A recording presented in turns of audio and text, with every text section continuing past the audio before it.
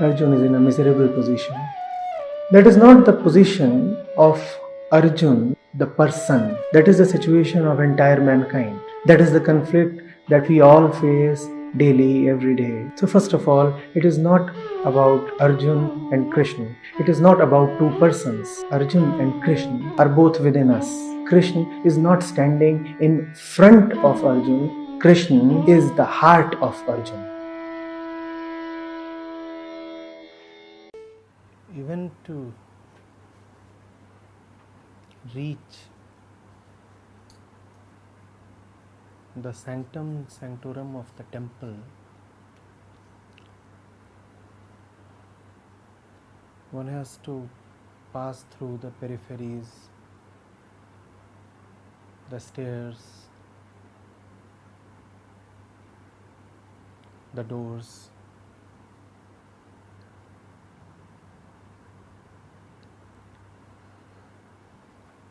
The peripheries, the initials, are all important.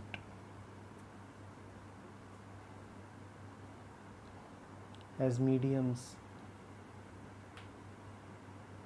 as methods.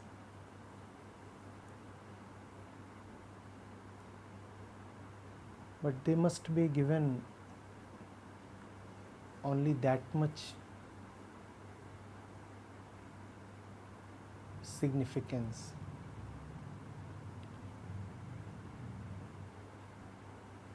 One must be able to use them and go past them. That is their rightful purpose.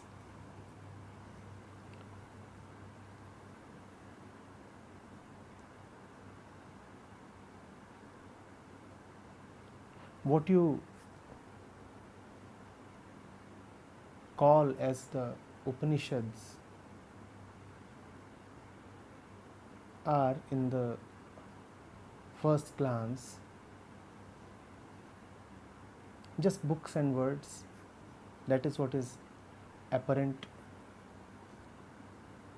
You can pick up the book and you can read the words. What you meet and come across in the Upanishads are words and characters. That too again is visible and apparent. But the books of the Upanishads, the words, the aphorisms, the characters, the tales, they all must be taken as the peripheries, the gateways, the stairs. One must go into them and go past them. One must not stay there.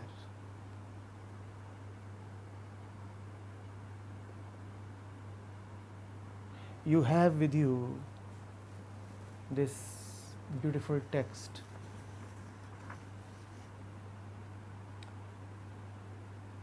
which I hope all of you have read.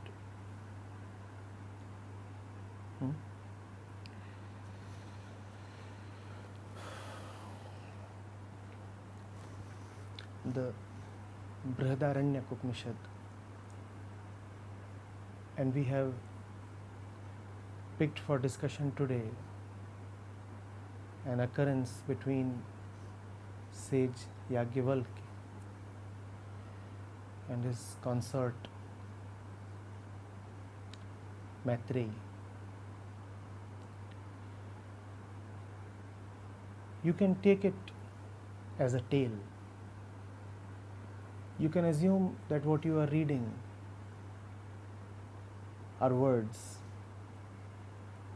You can conclude that you are coming across a man and his wives.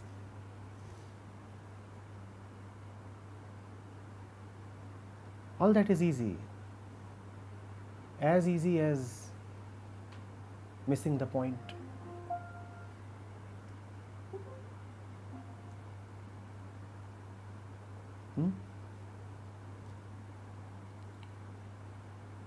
But if you are careful,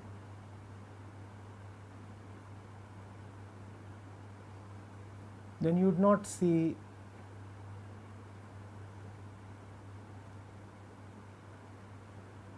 the sage as a man, the wives as persons.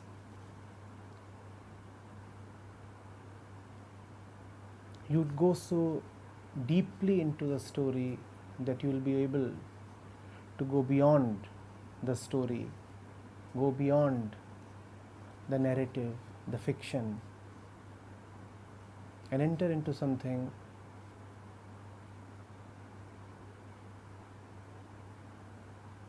that no fiction can ever touch. Who is Yajnavalkya? The Rishi here represents the truth, the heart.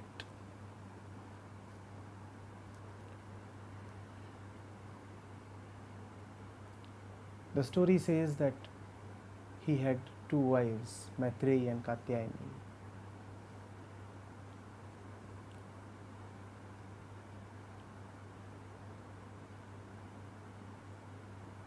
Just forget the facts. Just ignore the question whether he actually had two wives. Take the two wives as one. Just as every person is two, similarly, it is wise and useful as a pointer to represent the one fact of the mind as two different entities. The two wives represent the mind. And because the mind lives in two parallel and possible dimensions, hence it is all right to say that the mind is two and hence the wives are two. The one wife is two wives, just as one mind is two minds. The mind can exist either as a lover of the heart, as a follower of knowing and realization and truth. And that dimension of the mind is represented by the name Maitreyi. Or the mind can exist, as the text says, as attached to the qualities, the gunas of Prakriti. Hence Katyayani has been described as someone bonded to her feminine attributes. Maitreyi and Katyayani represent together the human mind. The mind, the self-same mind, when it is a lover of truth, it is Maitreyi. And when it is attached to the world, to the physical nature, to the body, to appearances, to forms, to persons, then it is Katyayani. So Yajnavalkya, the heart, the truth, the representative of Brahma, had a wife called Maitreyi Katyayani.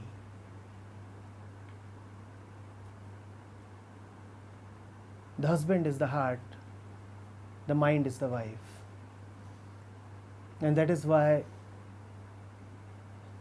saints and rishis and gurus have incessantly called God or truth or Paramatma or Rab as the Lord, Swami.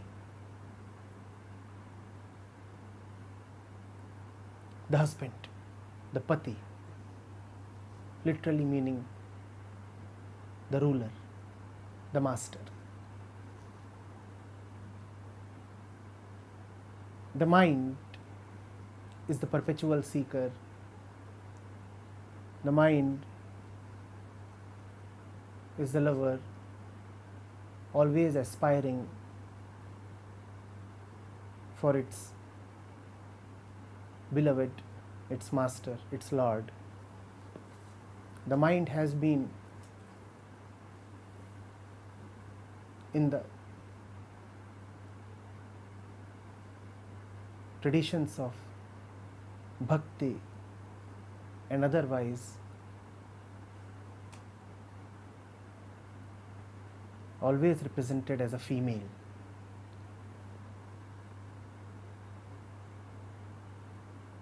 And the truth has been represented as the Purush, the male. The mind has been a representative of feminine Prakriti.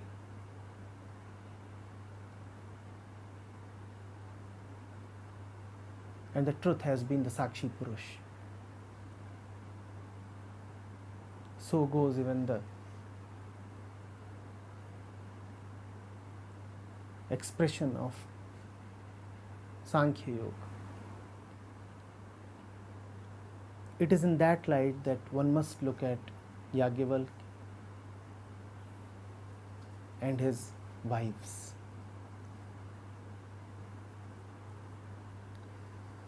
So when the opportunity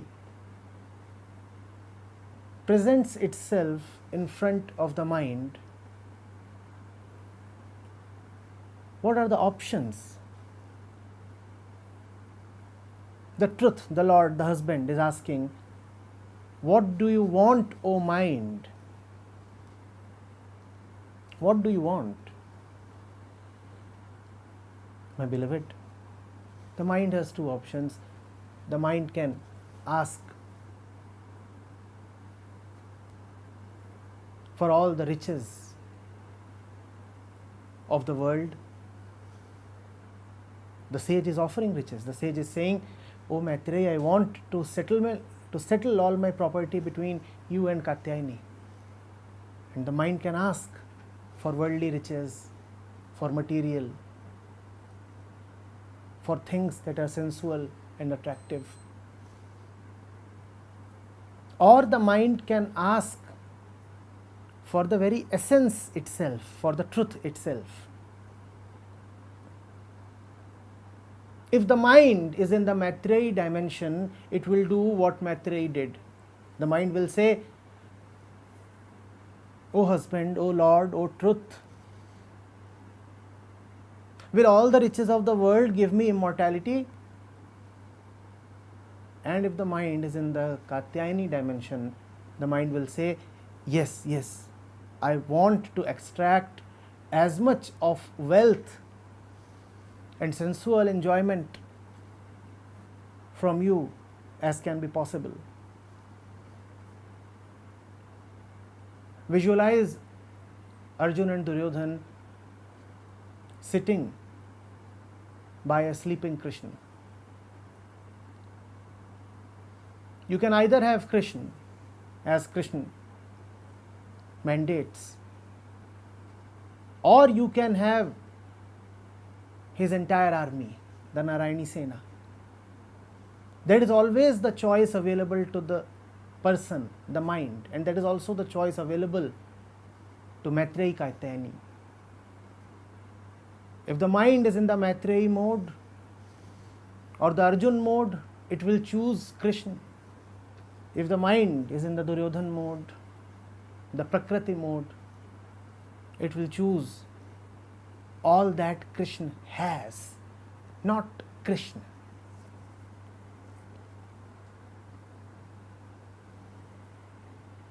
Kabir puts it very, very succinctly. He says, प्रभुता को सब कोई भजे, प्रभु को भजे न कोई. जो कबीर प्रभु को भजे, प्रभुता चेरी होई. You want all that the Lord gives, prabhuta, but you do not want the Lord himself. Kabir says, prabhuta ko har koi bhaje. You want everything that he has, all his world, the universe belongs to him, all the wealths belong to him. You want all that which springs forth from him, but you do not directly and straightforwardly and staunchly, ascetically want him. You want to beat around the bush. You want to enjoy all that proceeds from him. Wanting all that which proceeds from him, you are scared of the source from which everything proceeds. And then he brings out the absurdity of the general approach of the mind by saying, Jo Kabir Prabhu ko bhaje, prabhuta cheri hui. Had you really bothered to submit yourself to the truth itself, then anyway you would have obtained all that which proceeds from the truth.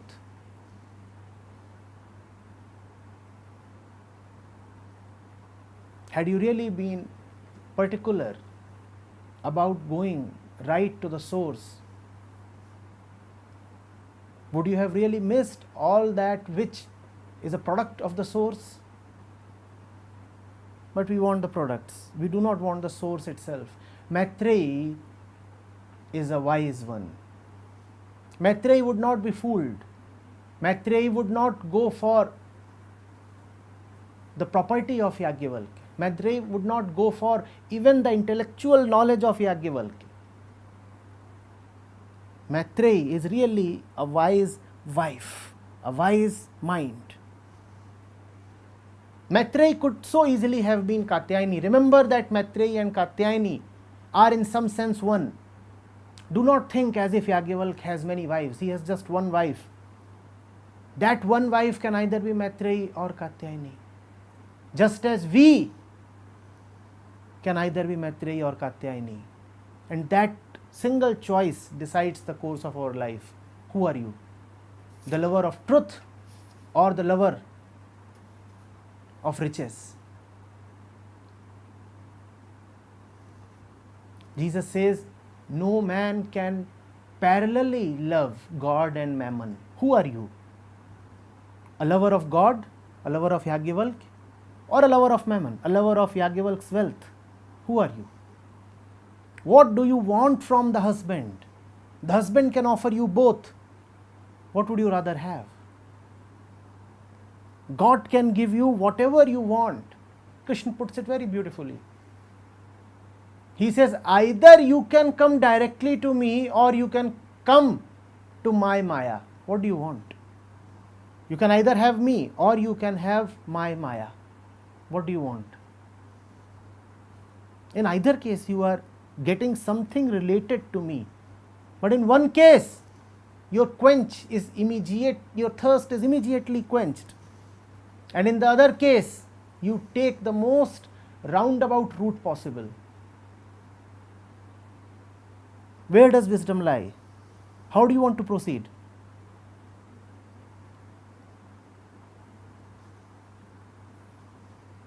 Maitreyi asks a very pertinent question. She says, "Sir, you have offered me a choice. Very kind of you.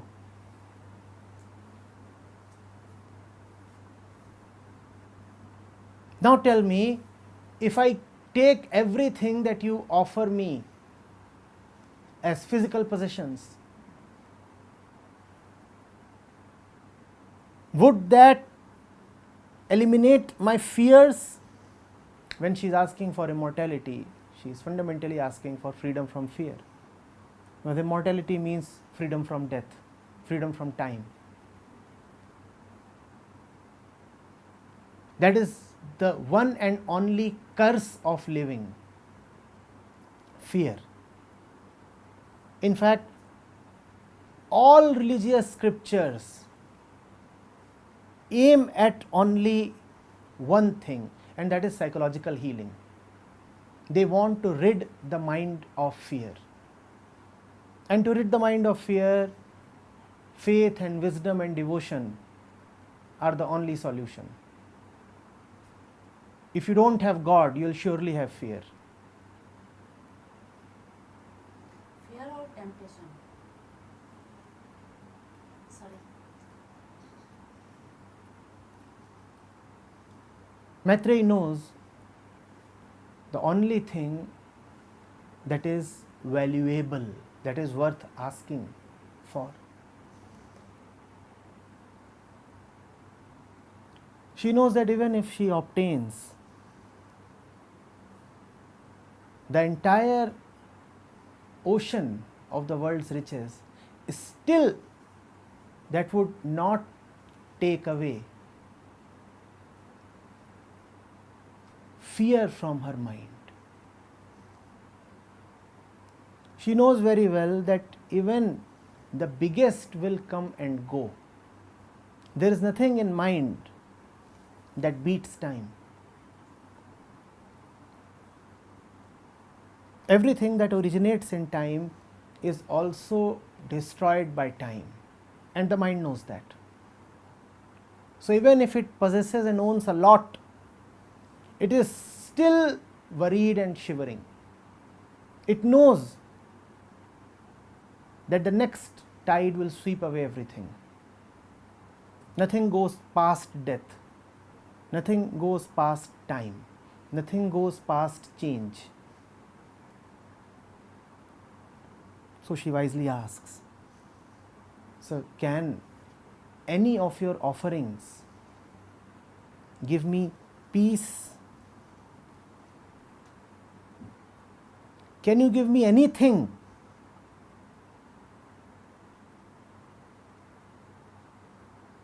that will prevent me from obliteration?" And unless that is assured, life is not worth living.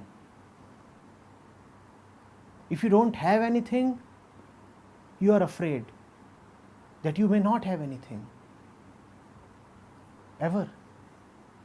And if you have something, then you are again afraid that what you have might be lost any moment. What is the point in living such a life? So she says, "Give me your essence, O Lord, O truth, O physical manifestation of God. Give me the only thing that is worth giving. I'll ask the only thing that is worth being asked for. Give me your very essence. Give me the heart of Yajnavalkya. Give me God Almighty Himself. Nothing less than that will satisfy me."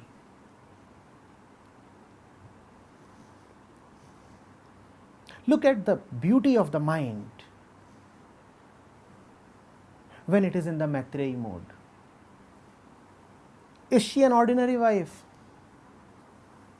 Had she really been a person of flesh and blood, She would have started beating her chest like a person does. She would have looked at her husband as a mortal body. She would have said, "Oh my man, Yagyavalkya, why are you deserting me?" None of that for Maitreyi. Maitreyi at no point calls Yagyavalkya as a man. And Yagyavalkya can be very easily called a man.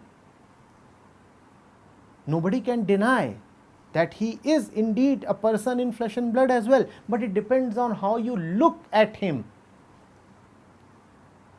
If you don't have eyes, then a Jesus, a Buddha, a Krishna, a Yagyavalkya is just flesh and blood for you. Especially so if he is your relative or son or husband. Because then the very relationship between you, the body, and the other one is that of the body. It is very difficult for a usual wife to accept the husband as the teacher. It is very difficult for a usual father or mother to accept the son or the daughter as a teacher. But Maitreyi is extraordinary. She is not crying. She is not asking Yagyavalkya the reasons why he is forsaking the Grihastha ashram. She knows very well that if the wise Lord has decided, the time must have come. He must have seen something that others are unable to see.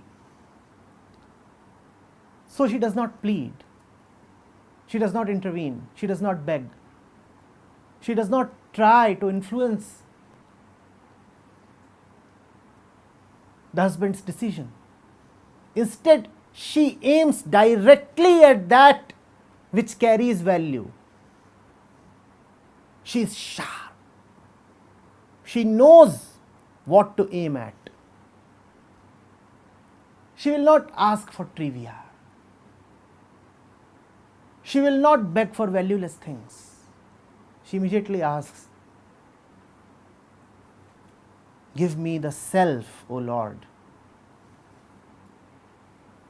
Because to me you are valuable only because you represent the self, because I see that gleam in your eyes, because you are no ordinary teacher, you are the sage Yagyavalkya." And Yagyavalkya is Yagyavalkya not because of his face or his nose or his body or his skin. He is Yagyavalkya because he is a messenger of God. Because from him the Upanishads flow forth. So give me that which makes you what you are. Give me your essence. Give me Brahmagyan. And that is the only thing that you too must ever ask any worthy person. Never ask for anything less than that. If you are asking for anything less than that, then you are selling yourself very cheap.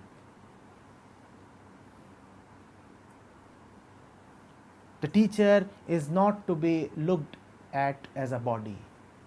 The teacher is not to be looked at as a person or as a personality.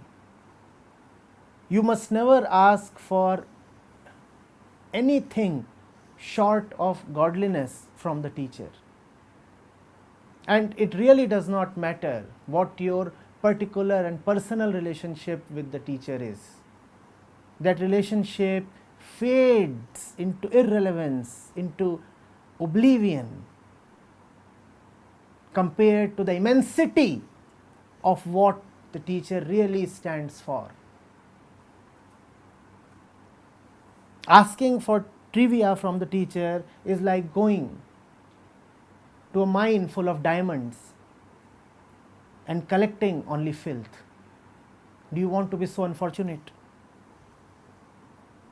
You could have walked away with the most precious diamonds that the teacher can offer. Instead, what you chose to collect from him was rubbish. And it is very possible to be near the teacher and still collect rubbish. It is very easy to be a Katyayani. What do you want to be, a Maitreyi or a Katyayani? What do you want from the person of the teacher? His body, his physical company, his looks, his touch, his smell, all his manly attributes? Or do you want that from him which goes beyond personality?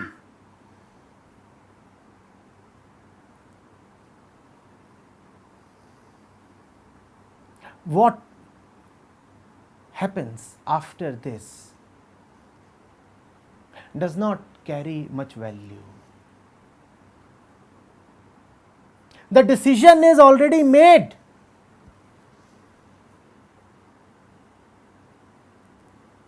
Yajnavalkya has already smiled.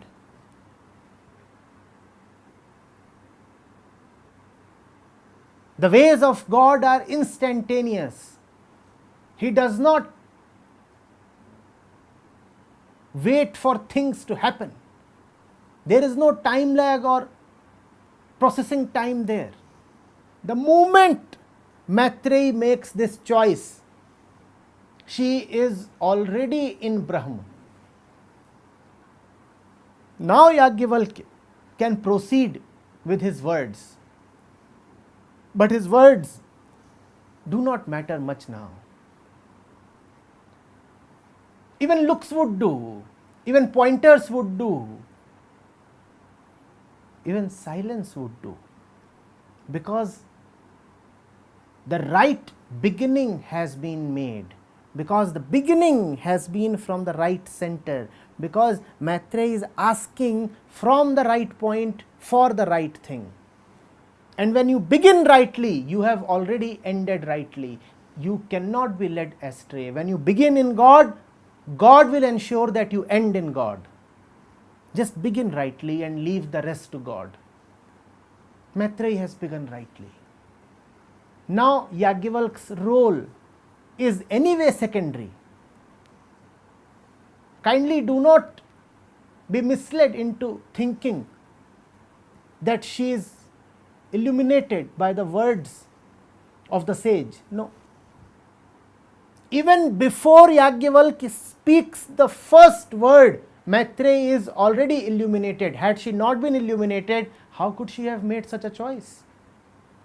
God has already blessed her, and that is why such a choice has been made. After the choice, whatever happens is incidental. It is just a play, it is Leela. Yajnavalkya too knows that fully well. But once the game begins, it has to be carried out. These are formalities. These are rules, basic etiquette. Now that you have started talking, for the sake of it, we will talk a little. But as soon as you uttered the first syllable, I knew who was talking through you. As soon as you made the beginning, I knew that the end was traveling through you. But still, let's talk. So Yajnavalkya then says a few things. Those things are not of much use to Maitreyi, but are of good use to the reader. Had those things not been said, then what would the Upanishad have contained? So gratitude to Yajnavalkya that he says all these things. Remember that Maitreyi needs none of them. Kindly do not think that enlightenment proceeds via aphorisms or words or teachings. No, it does not.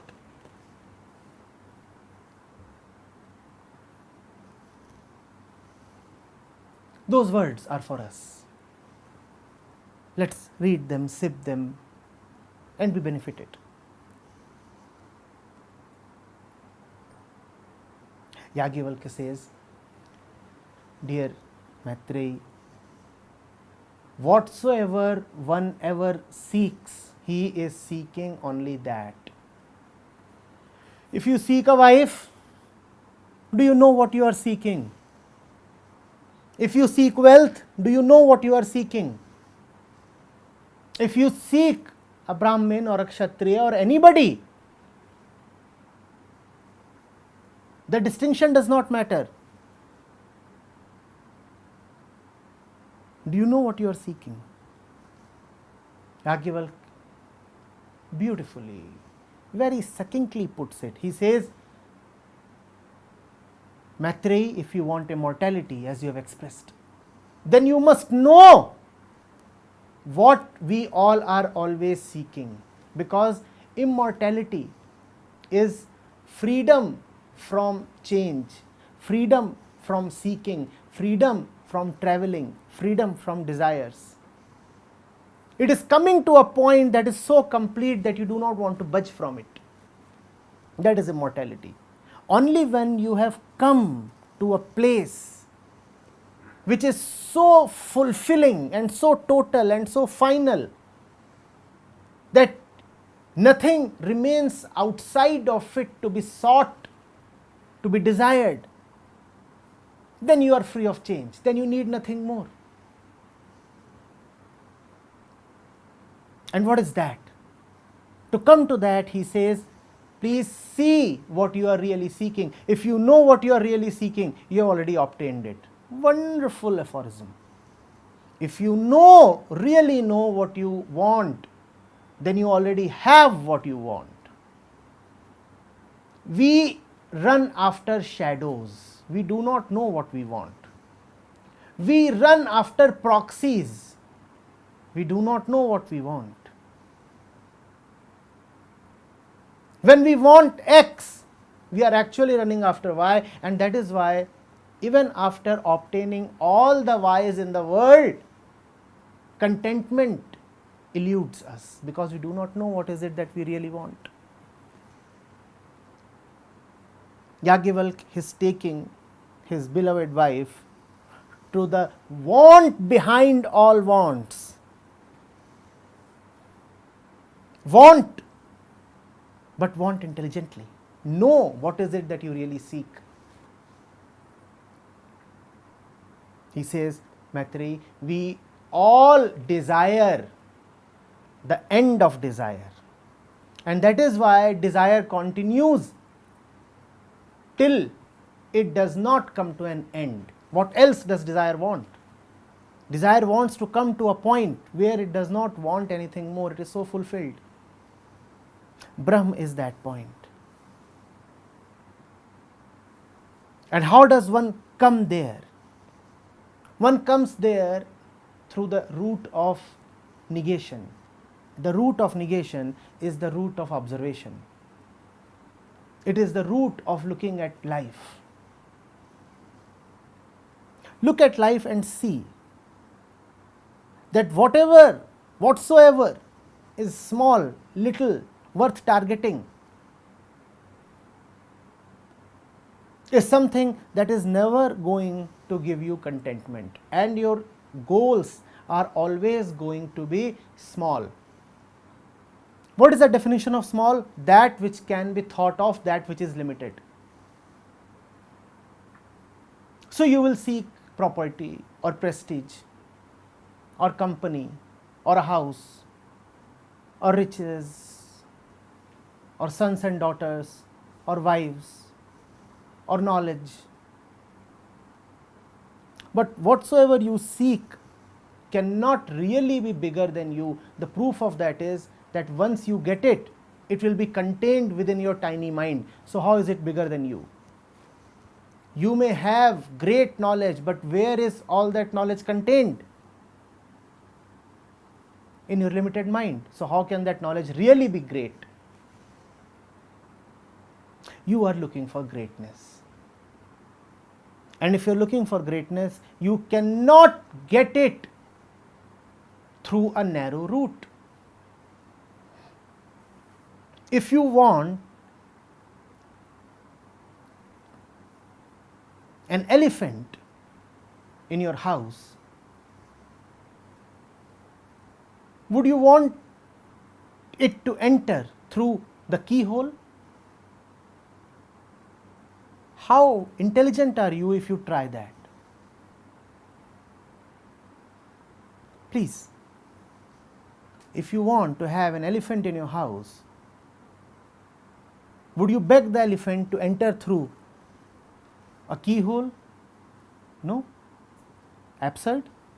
All right. Through a window? Through a window? Through even a door? And what if you want immensity? Would any route suffice?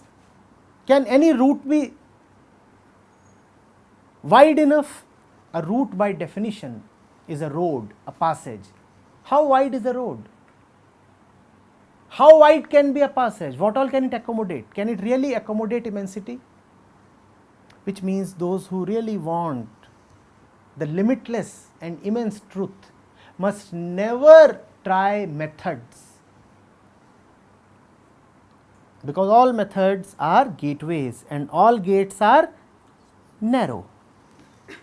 If you want the entire sky in your house, you better demolish your house.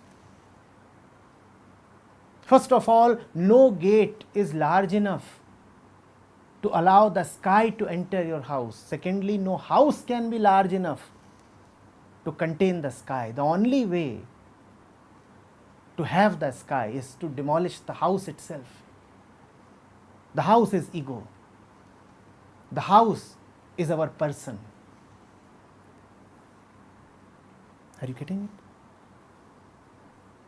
We look for roots. When you take a woman as your wife, you are using the woman as your root.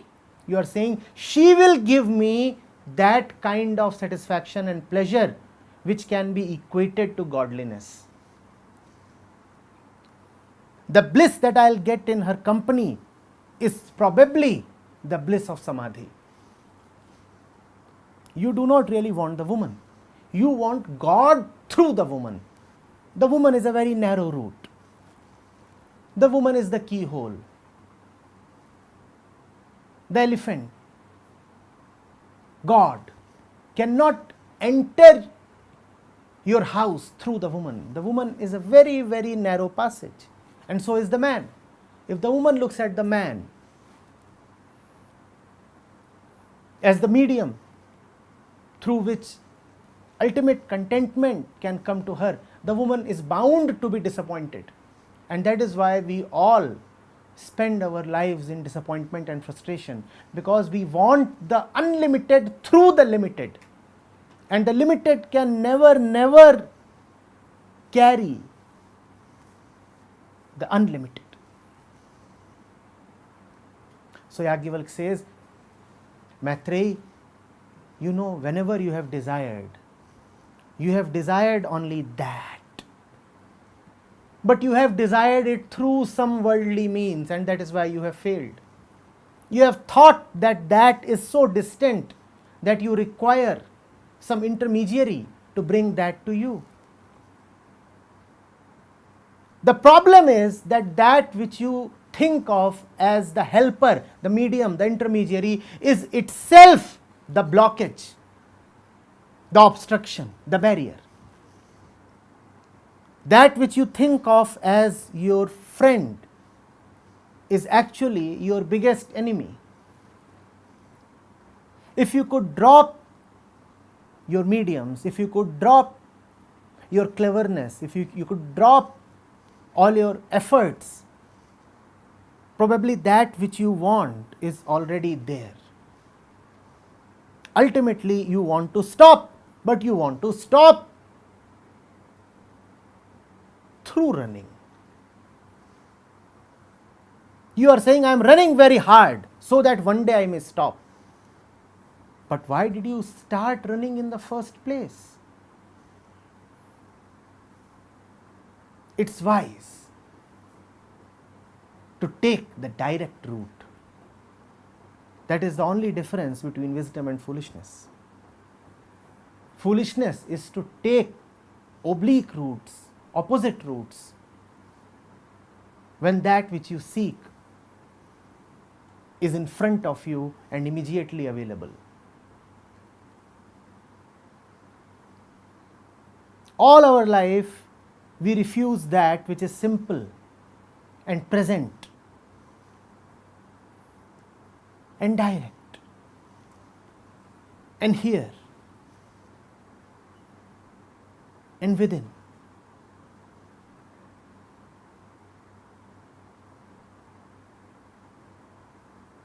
And free. Because the ego wants to take credit, the ego wants to say, if it is free and available and here,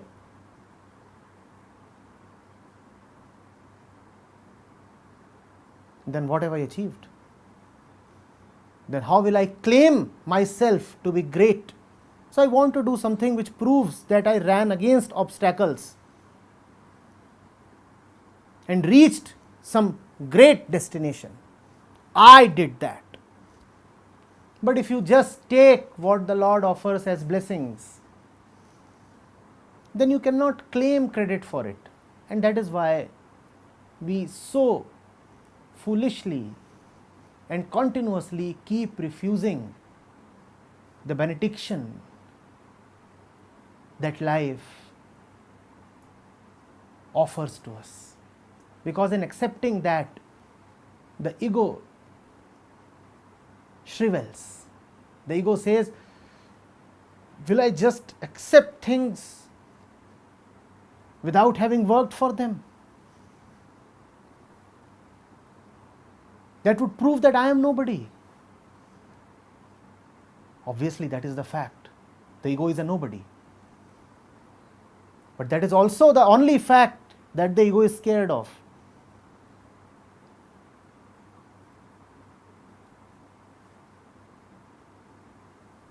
Yajnavalkya says, Gargi, Maitreyi, if you can know that you really seek the end of seeking, then that which you seek does not need to be sought.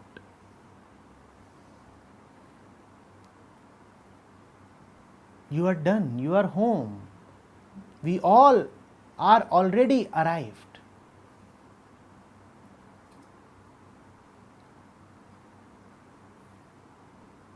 Yesterday I said, we are like clouds. We are like clouds that think that they are missing the sky.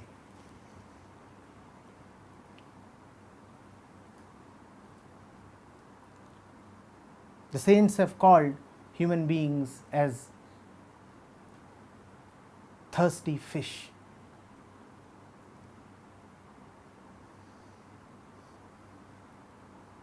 Fish running hither thither for water.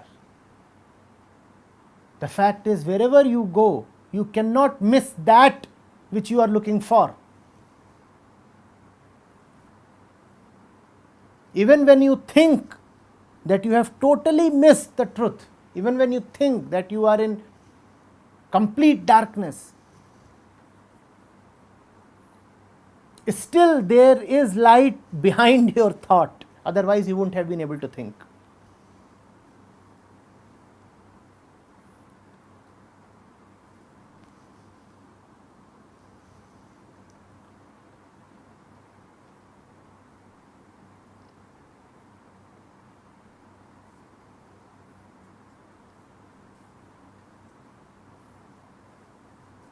Just a few verses.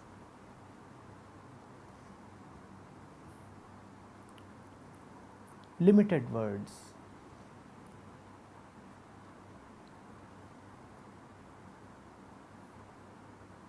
A few sutras.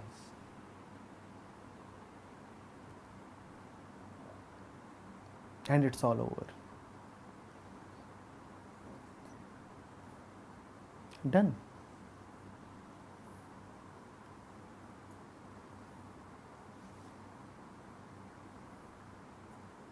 And Yajnavalkya leaves home. What does that mean?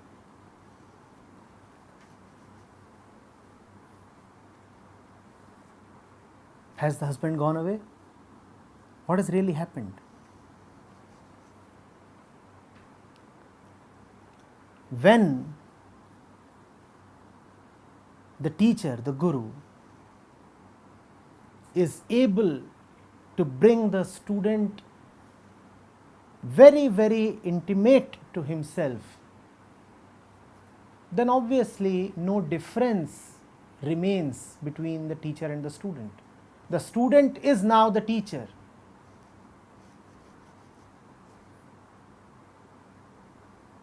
Maitreyi is now Yajnavalkya. Why bother yourself with forms? Why think that one is a man and one is a woman? Both are now one.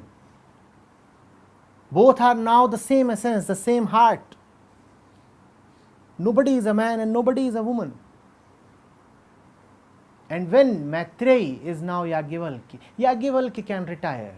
That is the dutiful role of the guru. Do not exceed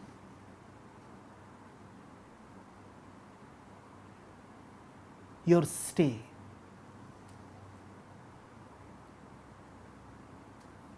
When you are needed, be there even if the student dislikes you. Be there forcibly. And when you are not needed, do not be there even if the student begs you and holds you by your feet. In both the cases, you disappoint the student, but if needed, disappoint you must. When the student needs you, then be with him, even if he does not consciously know that he needs you. Then the student would say, why have you gate crashed into my life? Why have you entered uninvited? Why are you offering your unsolicited advice? Who needs these teachings? But you continue to harangue him.